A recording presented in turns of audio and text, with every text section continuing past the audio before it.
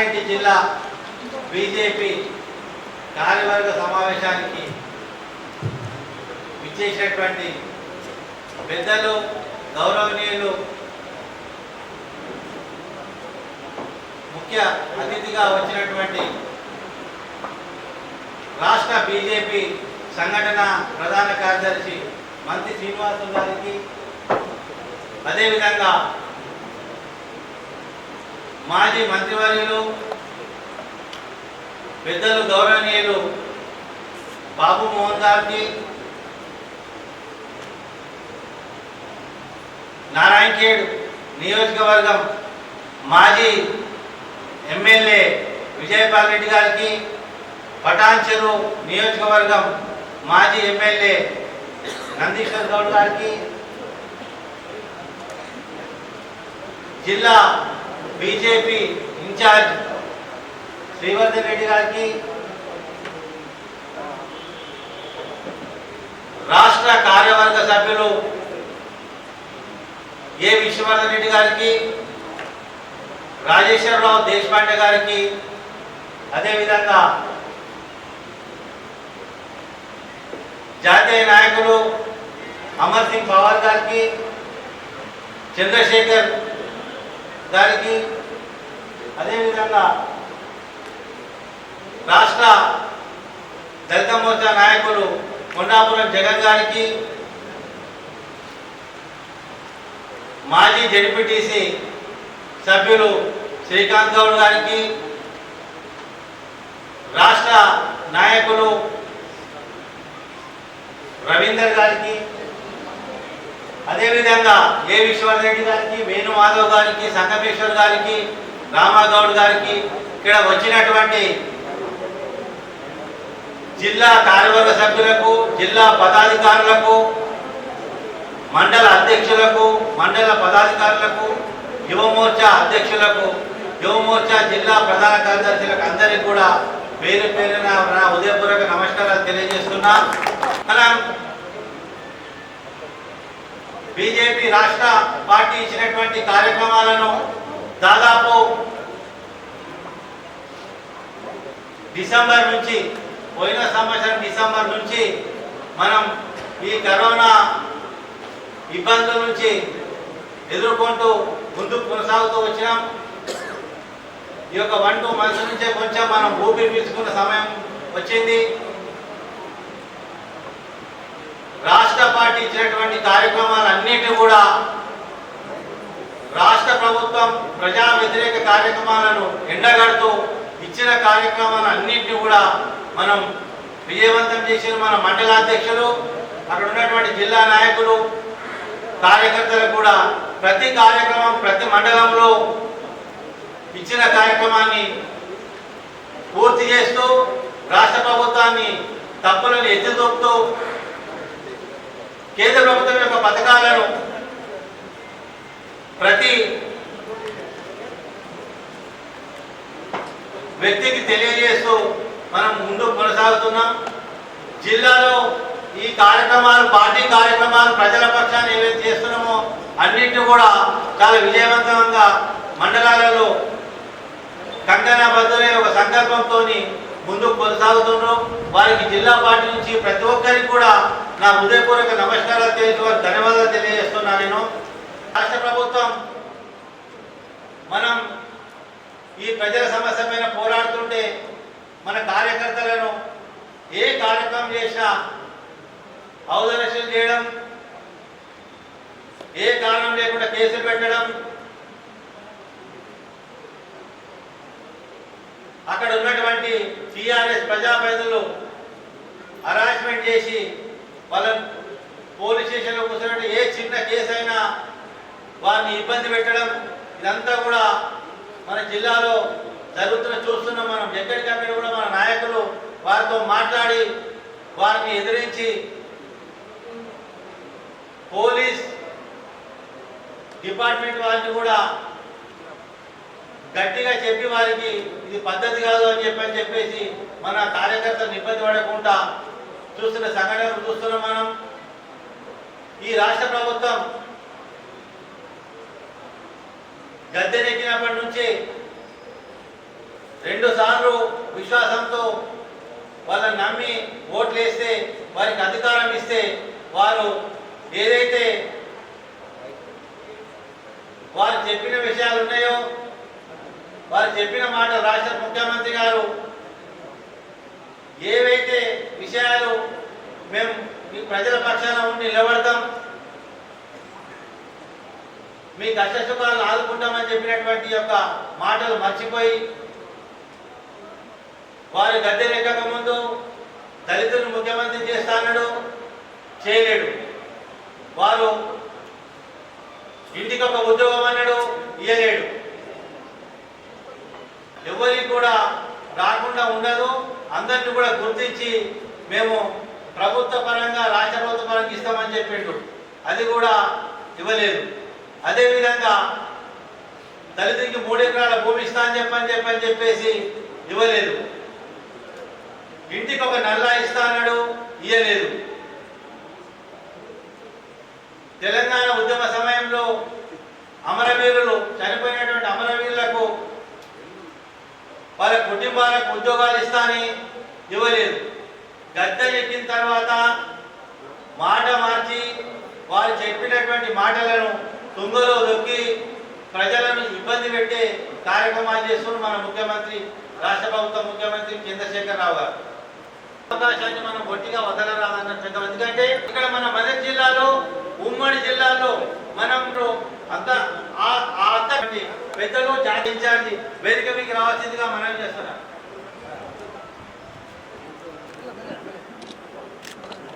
రాష్ట్ర ప్రధాన కార్యదర్శి శృతి గారి వేదిక మీకు రావాల్సిందిగా మనం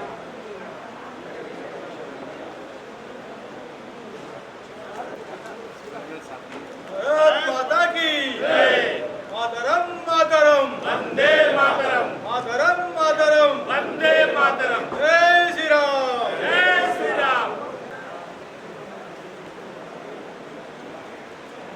మనం ఈరోజు పార్టీ ఇచ్చినటువంటి సూచనల రాష్ట్ర కార్యవర్గ సమావేశాల సూచన మేరకు మరి బీజేపీలో పనిచేస్తూ పార్టీ కోసం పనిచేస్తూ మరి వివిధ కృష్ణ గారు వారు రాజనగర్ పట్టణానికి సంబంధించిన బీజేపీ సీనియర్ నాయకులు వారు కూడా ఆరోగ్యరీత్యా వాళ్ళ అకాలకు చెందడం జరిగింది.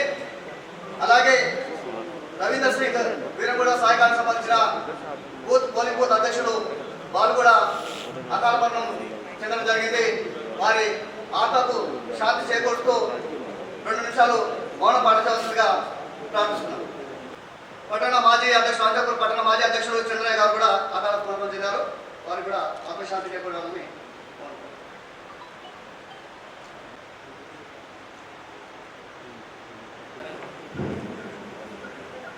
ఈరోజు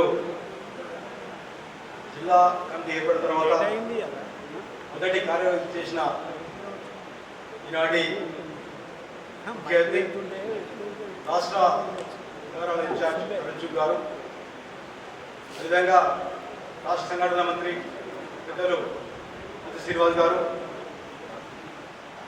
ఈనాటి సభాధ్యక్షులు నరేందర్ రెడ్డి గారు, మాజీ మంత్రి గారు బాబుమోహన్ గారు, మాజీ ఎమ్మెల్యేలు విజయపాల్ రెడ్డి గారు, నందీశ్వర్ గౌడ్ గారు, మరి జిల్లా ఇన్ఛార్జ్ గారైన శ్రీవర్ధన్ రెడ్డి గారు, తర్వాత వేదికల పెద్దలందరూ కూడా నమస్కారం తెలుపుతూ, మరి తెలంగాణ రాష్ట్రంలో మొదటి కమిటీ ఏర్పడిన తర్వాత మొదటి కార్యవర్గ సమావేశం నిన్న సికింద్రాబాద్లోని రాజేశ్వరి గార్డెన్స్లో ఉదయం 10 గంటల నుండి సాయంత్రం 6 గంటల వరకు సాగింది. దీనికి జిల్లాలోని జిల్లాకు సంబంధించిన అధ్యక్షులు సహా ఆమాదందరూ దాదాపుగా అందరూ రావడం జరిగింది. ఈ యొక్క సమావేశాలకు పెద్దలు బీజేపీ రథసారథి బండి సంజయ్ కుమార్ గారు అధ్యక్షత వహించగా, ఈ కార్యక్రమానికి ముఖ్య అతిథులుగా వేదిక పైన మాన్యులు పెద్దలు కిషన్ రెడ్డి గారు, ఓబీసీ మోర్చా జాతీయ అధ్యక్షులు లక్ష్మణ్ గారు, సుధాకర్ రెడ్డి గారు, పొగిన సుధాకర్ రెడ్డి గారు, తమిళనాడు రాష్ట్ర సాహిత్య సుధాకర్ రెడ్డి గారు, విధంగా శాసనపక్ష నాయకులు రాజసింగ్ గారు, ఎమ్మెల్సీ రామచంద్రరావు గారు మీరు వేదిక అలంకరించగా మరి అధ్యక్ష ఉపన్యాసం చేసిన బండి సంజయ్ గారు రాష్ట్ర ప్రభుత్వం యొక్క దమనీతిని బ్రహ్మాండంగా అన్ని అంశాలతోటి క్రోడీకరిస్తూ అధ్యక్షం చేయడం జరిగింది. ఆ సమావేశంలోనే ఆ ఉపన్యాసంలోనే పార్టీకి కార్యకర్తలకు దశానిర్దేశం చేయడం జరిగింది. తర్వాత జరిగిన అంశాల్లో ముఖ్యమైనది రాజకీయ తీర్మానం. రాజకీయ తీర్మానాన్ని ఎమ్మెల్సీ రామచంద్రరావు గారు ప్రవేశపెట్టగా మొదటిసారిగా దాదాపుగా అక్కడ పెద్దలందరూ కూడా ఆ యొక్క తీర్మానంలో పాల్పంచుకొని మరి సమర్థించడం జరిగింది. అందులో వివిధ రంగాల చెందిన ఎక్స్ఎమ్మెల్యేలు, ఎక్స్ఎంపీలు, మాజీ మంత్రివర్యులు అందరూ కూడా పాల్గొనడం జరిగింది. అందులో ప్రధానంగా రాజకీయ తీర్మానంలో ఈ రాష్ట్రంలో నెలకొన్న అన్ని సమస్యలపైన మరి తీర్మానం అనే బాణాన్ని ఎక్కుపెట్టి టీఆర్ఎస్ ప్రభుత్వాన్ని ఎదురుపెట్టే ప్రయత్నం చేయడం జరిగింది. అందులో ప్రధానంగా మరి ఈ రాష్ట్రం పెరుగుతున్న అవినీతి, మరి ఆర్థిక సమస్యలు, కుటుంబ పాలన, శాంతి భద్రతలు, టీఆర్ఎస్ ప్రభుత్వం యొక్క పతనం ఎట్లా ప్రారంభమైంది అని చెప్పడం జరిగింది. రాష్ట్రంలో బీజేపీ అధికారం రావడం కోసం మనం చేయవలసిన కార్యక్రమాలు చెప్పడం జరిగింది. రాష్ట్రంలో అత్యధికంగా ఉన్న నిరుద్యోగ సమస్య, మరి వాటిపైన జరుగుతున్న ఉద్యమాలు, మరి ఈ విధంగా ఉద్యమాలు అణచివేస్తున్నది ప్రభుత్వం, దానిపైన కూడా తీర్మానం చేయడం జరిగింది. ఈ ప్రభుత్వం ఎంతో ఆర్భాటంగా ప్రవేశపెట్టిన మరి డబుల్ బెడ్ పథకం ఈ విధంగా నిర్ణయమైంది. అందులో ఈ విధంగా అవినీతి జరుగుతూ ఉన్నది. లబ్ధిదారుల ఎన్నికలు ఏ విధంగా మరి ప్రభుత్వంతో పాటు కింది స్థాయి టీఆర్ఎస్ కార్యక్రమం ఏ విధంగా అన్యాయం ప్రజలకు అన్యాయం చేస్తూ ఉన్నారు. ఆర్టీసీని ఏ విధంగా మరి ఒక ఉద్యమం చేస్తే ఆర్టీసీ భయపెట్టించి ఈరోజు ఆర్టీసీ కార్మికులకు గొంతునపడం జరిగింది. అదేవిధంగా ఎవరు ఉద్యమం చేయాలని చూస్తున్నా మరి ప్రభుత్వం అణచివేత ధోరణిలో ఒక నియంత్ర పాలన, హిట్లర్ పాలన సాగుతున్న విషయాన్ని, మరి అదేవిధంగా ఎస్సీ, ఎస్టీ, మైనార్టీ జరుగుతున్న అన్యాయాలను కూడా మరి తీర్మానంలో పెట్టి దానిలో అందరూ కూడా నాయకులు దాదాపుగా 12 మంది నాయకులు ఆ యొక్క తీర్మానంలో పాల్గొనడం జరిగింది. వాటిలో ముఖ్యంగా మరి యువ మోర్చాకు సంబంధించిన నాయకులు యువజన సమస్యల పైన, మహిళా మోర్చా సంబంధించిన వాటిపైన రాష్ట్ర ఉపాధ్యక్షురాలు శోభారాణి గారు, మరి యువ మోర్చా సంబంధించిన సమస్యల పైన మరి ఆ మోర్చా అధ్యక్షులు మరి వారు దళిత మోర్చా సంబంధించిన మాజీ అధ్యక్షులు అశోక్ గారు, రైతాంగ సమస్యల పైన ఆ మోర్చా అధ్యక్షులు శ్రీధర్ గారు, మరి గిరిజన సమస్యలపైన రాష్ట్ర మాజీ మంత్రివర్యులు రవీంద్ర నాయక్ గారు, అదేవిధంగా దీంతో పాటు అన్ని సమస్యలపైన కూలంకుషంగా చర్చించి మొదటిసారిగా ఈ యొక్క తీర్మానంలో మరి ఈనాటి మన యొక్క ముఖ్య అతిథి అరుణ్ సింగ్ గారు కూడా మరి వారు పాల్గొని వారు కూడా ప్రోత్సహించడం జరిగింది.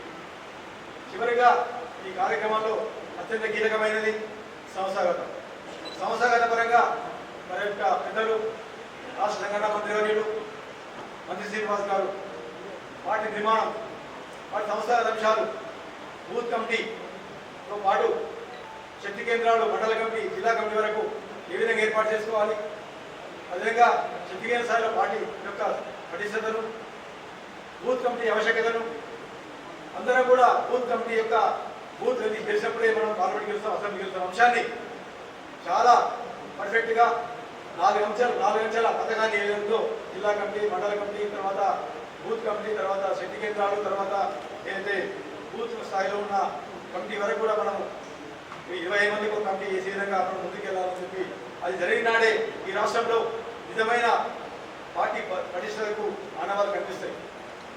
ఆ విధంగా మంత్రి శ్రీనివాస్ గారు తన యొక్క ఆ యొక్క కాలాంశం మాట్లాడడం జరిగింది. అన్ని కాలాంశాలతో పాటు చివరగా ఈ యొక్క సమారోహ కార్యక్రమంలో మరి కిషన్ రెడ్డి గారు మాట్లాడడం జరిగింది. ఇవన్నీ కూడా ఏదేమైనా ఈ రాష్ట్రంలో రాజకీయ తీర్మానమే రాజకీయంగా ఈ తీర్మానం ద్వారా టీఆర్ఎస్ ప్రభుత్వాన్ని ఎదురు పెట్టాలి, సమస్యలపైన మనం కింది క్షేత్ర స్థాయిలో ఉద్యమం చేయాలి అనే అంశంతో మొదటి కార్యవర్గం ద్వారానే బండి సంజయ్ గారు మరి ఈ రాష్ట్ర ప్రభుత్వాన్ని అన్ని వర్గాల్లో జరిగిన వైఫల్యాలను అన్ని వర్గాల వైఫల్యాలను చాలా క్లియర్గా చెప్పడం జరిగింది. కేవలం చాలా తక్కువ సమయంలో అందరూ దాదాపుగా నేను ఆ సమావేశంలో 50 మంది పైగా వక్తలు మాట్లాడడం జరిగింది 2 నిమిషాల పాటు. ఇంకా చాలా మంది తమ యొక్క అభిప్రాయాలను ఈ యొక్క తీర్మానాల పైన ఇందులో రాయడం వాళ్ళ యొక్క సవరణలు ఇవ్వడం జరిగింది. ఇంత పర్ఫెక్ట్గా ఇంత అంటే ఇది జరిగిన పూర్తి వివరాలు చూస్తుంటే షార్ట్ టైంలో చాలా పకడ్బందీగా ప్రణాళికాబద్ధంగా మరి సమావేశం జరిగినాయి. ఈ సమావేశాన్ని స్ఫూర్తిగా తీసుకొని ఈరోజు మనం ఇలా జిల్లా కమిటీ సమావేశం, రేపు మండల కమిటీ సమావేశం చేసుకొని బూత్ స్థాయి వరకు ఈ తీర్మానాలు జరిగిన విధానాలను, ఈరోజు జిల్లా స్థాయి జరిగిన తీర్మానాలను నిన్న రాష్ట్ర స్థాయి జిల్లాకు వచ్చి జిల్లా నుండి కిందికి వెళ్ళాలి. అంటే మనం రాష్ట్ర స్థాయిలో చేసిన, జాతీయ స్థాయిలో, జిల్లా స్థాయిలో చేసిన ప్రతి అంశాన్ని, ప్రతి తీర్మానాన్ని బూత్ స్థాయి తీసుకెళ్ళడం కోసం మరి మనం శ్రమించాలి, కష్టపడాలి. రేపు మండల స్థాయిలో జరుగుతున్న ఇక జిల్లా స్థాయి తీర్మానాన్ని కూడా మండల స్థాయి ప్రవేశపెట్టాలి. అక్కడ కూడా మీరు తెలియజేయాలి ఎవరేం మాట్లాడదు, ఎందుకు మాట్లాడదు, ఏ అంశాలు మాట్లాడే విషయాన్ని మనం పూర్తిగా కింద కూడా చెప్పాల్సి ఉంటుంది.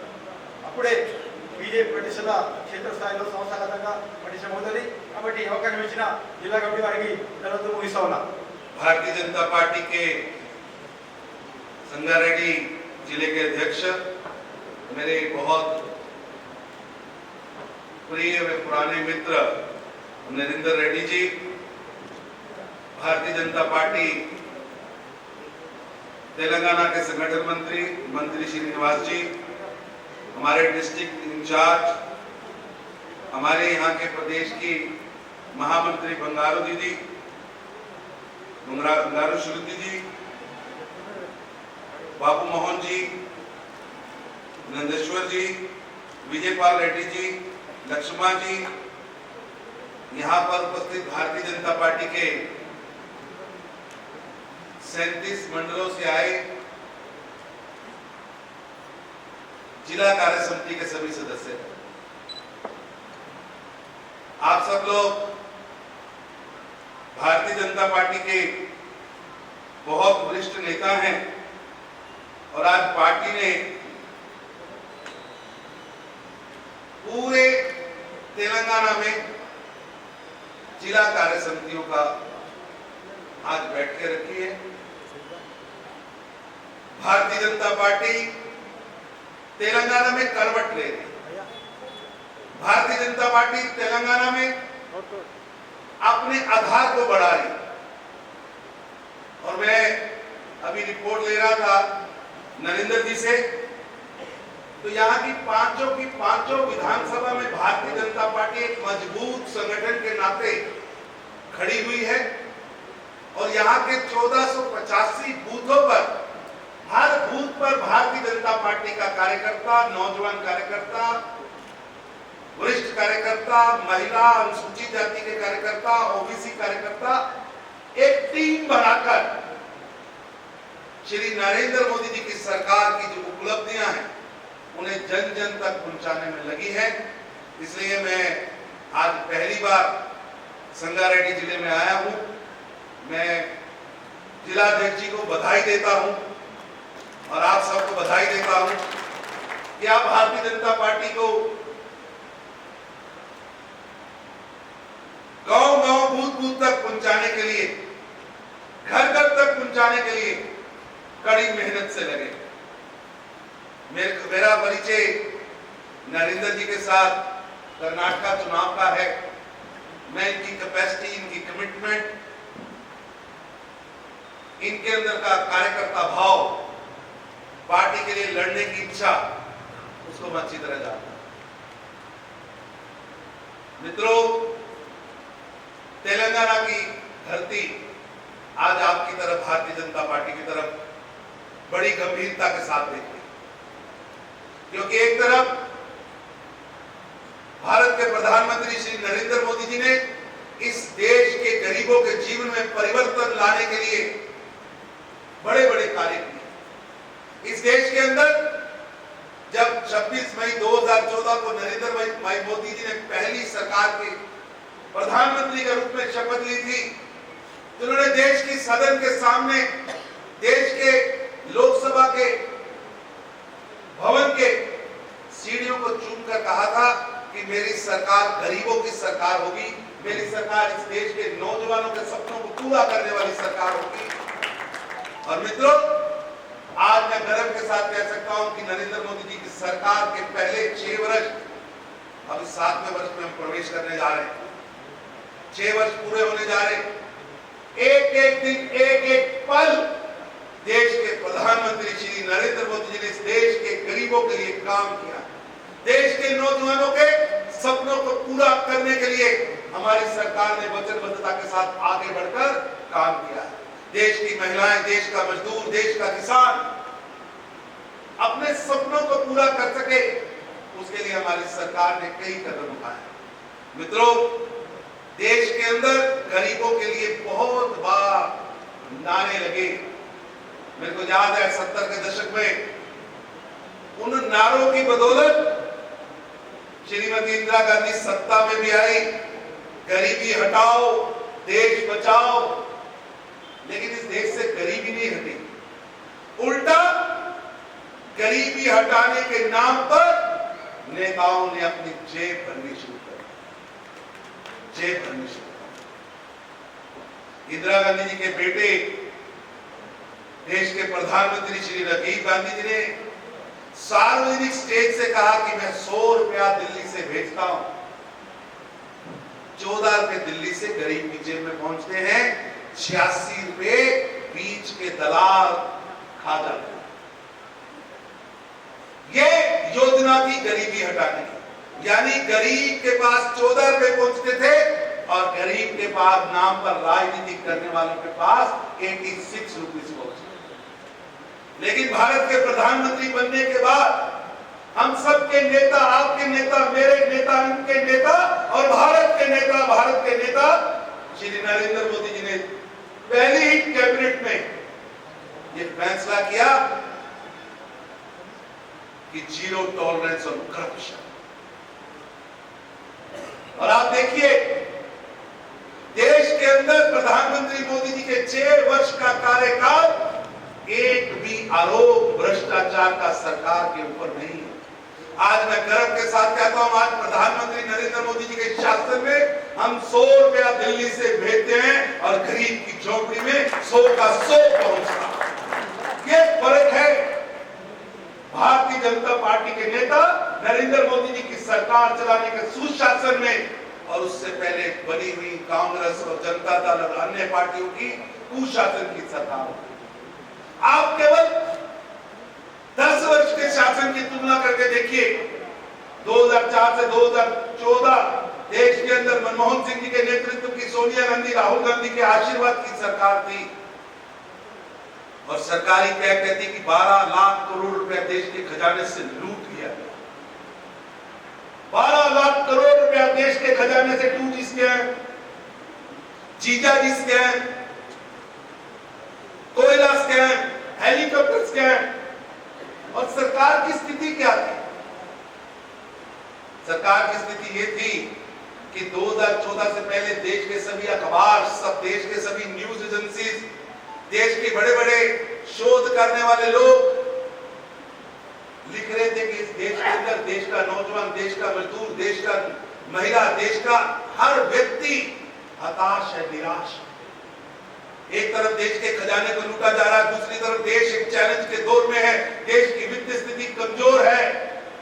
नरेंद्र मोदी जी के शासन से पहले पड़ोसी देश हम पर किस तरह बातचीत कर रहे थे, लेकिन मुझे गर्व है और आपको भी गर्व होगा कि भारत के प्रधानमंत्री श्री नरेंद्र मोदी जी के बनने के बाद देश के अंदर हमने अपने पड़ोसियों को समझाया, जिन्हें समझ नहीं आया उन्हें बालाकोट पूरी करके, सर्जिकल स्ट्राइक करके, उनके अंदर घुसकर जाकर मारकर समझाया कि छेड़ोगे तो छोड़ेंगे नहीं। पहले सफेद झंडा दिखाया करता, पहले आपका फौजी लड़ता था, पहली फायरिंग पाकिस्तान करता था और आखिरी गोला भी पाकिस्तान फेंकता। हालात आज भी ऐसे ही हैं, पहली फायरिंग पाकिस्तान करता है लेकिन आखिरी गोला हिंदुस्तान की तोप छोड़ती है और गोली का जवाब हम गोले से देते। ये बहुत बड़ा परिवर्तन इस देश की अंतरराष्ट्रीय सीमा पर, कि देश की सुरक्षा हमारे लिए प्रथम प्राथमिकता पर है। देश के अंदर आतंकवाद को हम समूल नाश तक छोड़ेंगे नहीं। ये प्रधानमंत्री मोदी जी के नेतृत्व में हुआ और उसके पीछे आपकी मेहनत है, आपका वोट है, जिसकी ताकत से आज पाकिस्तान हो या चाइना हो, भारत का प्रधानमंत्री, हमारी पार्टी का नेता, इस भारत का नेता नरेंद्र भाई मोदी 56 इंच छाती से बात करता है। 56 इंच छाती। मेरी आपसे विनती कि आपकी सरकार, देखिए मोदी जी के आने के बाद 40 करोड़ गरीबों ने बैंक अकाउंट खोला है।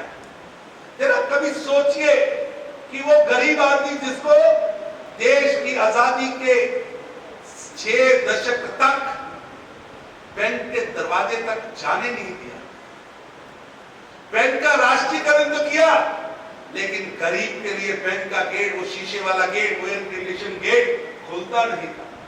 15 अगस्त 2014 को भारत के प्रधानमंत्री श्री नरेंद्र मोदी जी ने लाल किले से घोषणा की कि देश के अंदर आज तक केवल अमीर का बैंक अकाउंट खुलता था, जिसकी जेब में पैसा है उसका बैंक अकाउंट खुलता था, और बैंक अकाउंट खोलते समय आपको किसी साहूकार से लिखाना पड़ता था। मैं सभी नियमों को समाप्त करता हूं। अब देश के अंदर हर गरीब का अकाउंट खुलेगा, उसका अकाउंट भी खुलेगा जिसकी जेब में पैसा नहीं है, और 40 करोड़ देश के आम नागरिकों को, गरीब नागरिकों को बैंकिंग के साथ, इंश्योरेंस के साथ जोड़ने का भगीरथी कार्य प्रधानमंत्री मोदी कर रहे हैं। कि इस देश के अंदर एक छोटे से 6 साल के कार्यकाल में हमने 10 करोड़ से ज्यादा गरीबों के घरों में शौचालय बना दिए। लगता होगा शौचालय बड़ी छोटी चीज है, लेकिन जरा सोचिए वो 10 करोड़ परिवारों की बेटियां और माएं शौच के समय कहां जाती। 10 करोड़ से ज्यादा, लगभग 11 करोड़ उज्ज्वला के गैस आपने घरों में पहुंचाए, बहुत बड़ी उपलब्धि।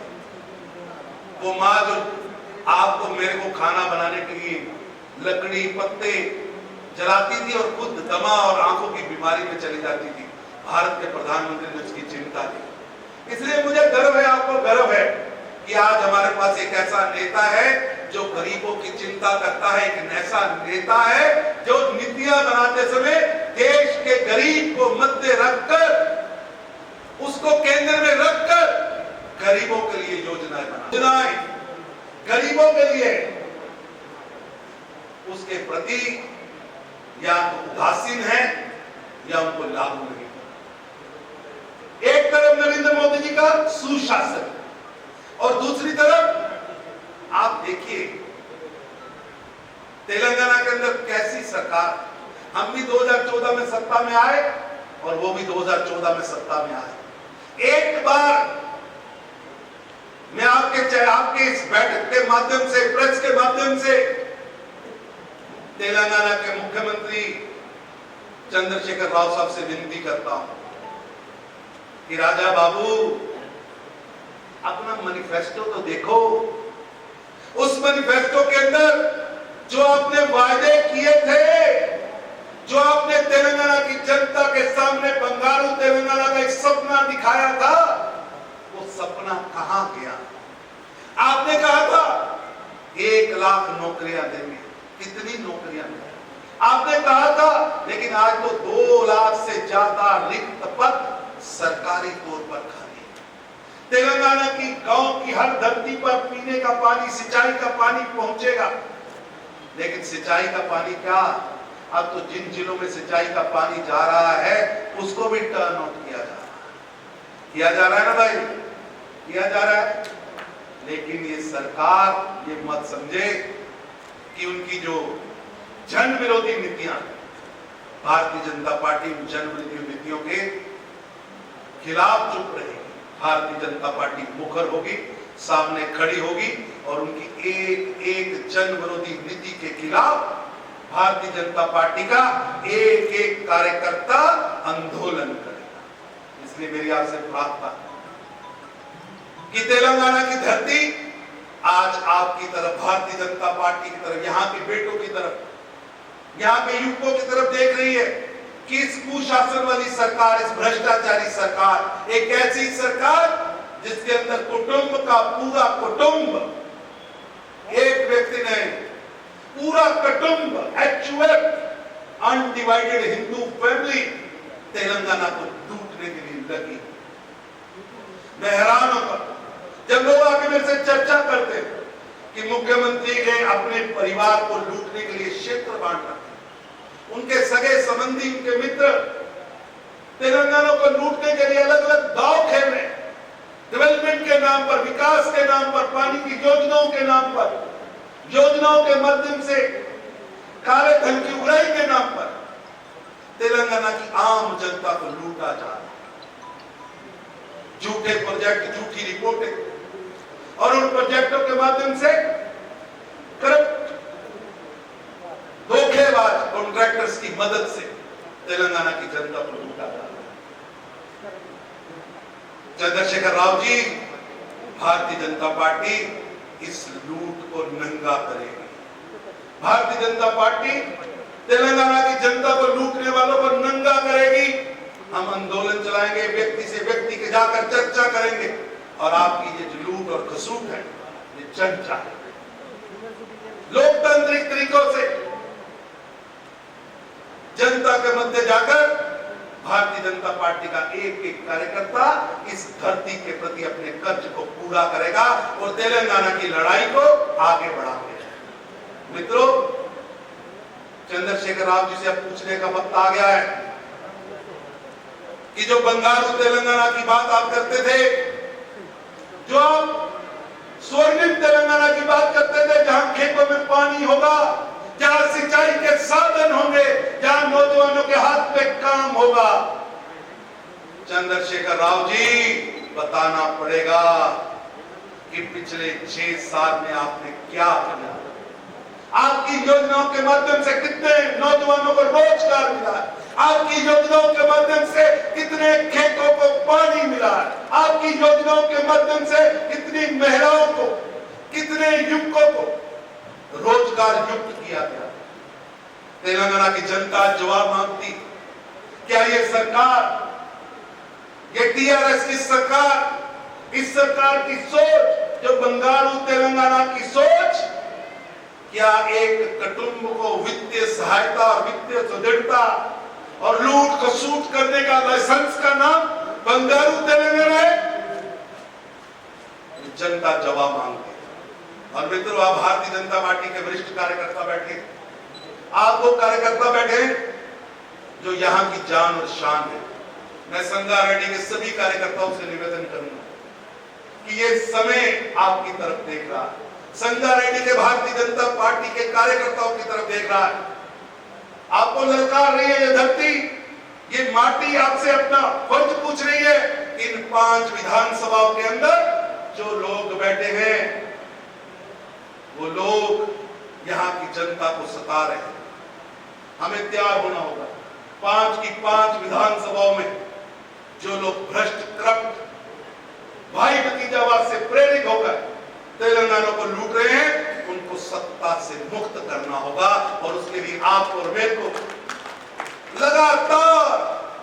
लगातार एक संकल्प लेकर कि तेलंगाना के सम्मान के लिए, तेलंगाना के बेटों को नौकरियां मिले, तेलंगाना के हर खेत को पानी मिले, तेलंगाना के हर बेटा और बेटी को रोजगार मिले, तेलंगाना का सम्मान बढ़े, तेलंगाना के साधन, तेलंगाना के मिनरल्स यहाँ के गरीबों की, यहाँ के कमजोर वर्ग की, यहाँ के आम नागरिक की, वो उनका समान है, ये उनकी धाती है। ये किसी परिवार, किसी कुटुंब, किसी पार्टी के लूटने का सम्मान नहीं। इसलिए आप सबसे मैं प्रार्थना करता हूं कि तेलंगाना की धरती जिस तरह हमारी तरफ देख रही है, हमें आज संकल्प लेना होगा। आज की संगा रेड्डी की ये कार्य समिति संकल्प ले, और आज के संकल्प से कल जो हर मंडल के अंदर भारतीय जनता पार्टी की 37 की 37 इकाइयां, एक एक कार्यकर्ता तक ये संदेश पहुंचे कि तेलंगाना के ऊपर शासन करने वाले भ्रष्टाचारी, तेलंगाना के शासन करने वाले भाई भतीजावाद वाले लोग चलेंगे। टीआरएस में केसीआर, सत्ता खाली करो, अब भ्रष्टाचारियों को तेलंगाना में जरूरत नहीं। हमें जाएगा वो वहां बैठे कार्यकर्ता को संकल्पबद्ध करके आएगा और निश्चित रूप से हम सबका संकल्प और भारतीय जनता पार्टी के शीर्ष नेतृत्व का आशीर्वाद निश्चित रूप से तेलंगाना को इस कुशासन से मुक्ति मिलेगी और सुशासन की नरेंद्र मोदी जी की गरीबों के हित में काम करने वाली, यहाँ के गरीबों के लिए जिंदगी में सुधार लाने वाली सरकार आएगी।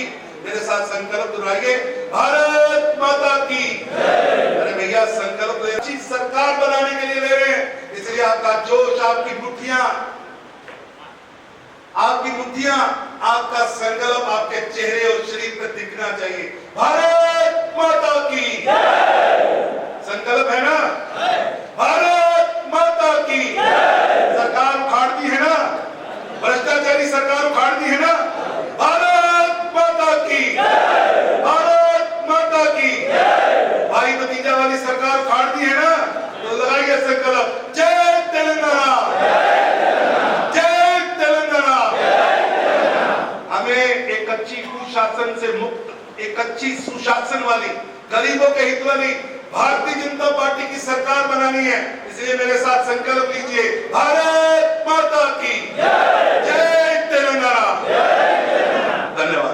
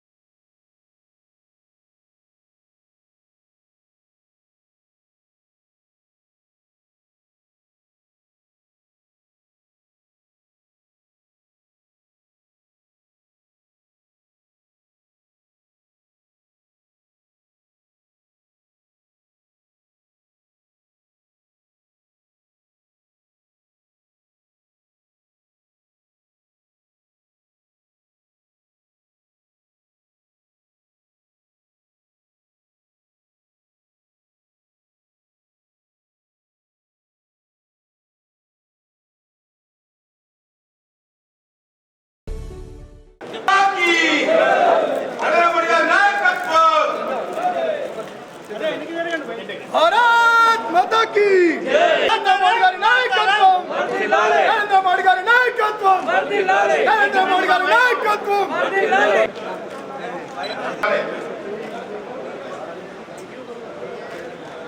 రూపాయల విరాళము చెక్కు ద్వారా మన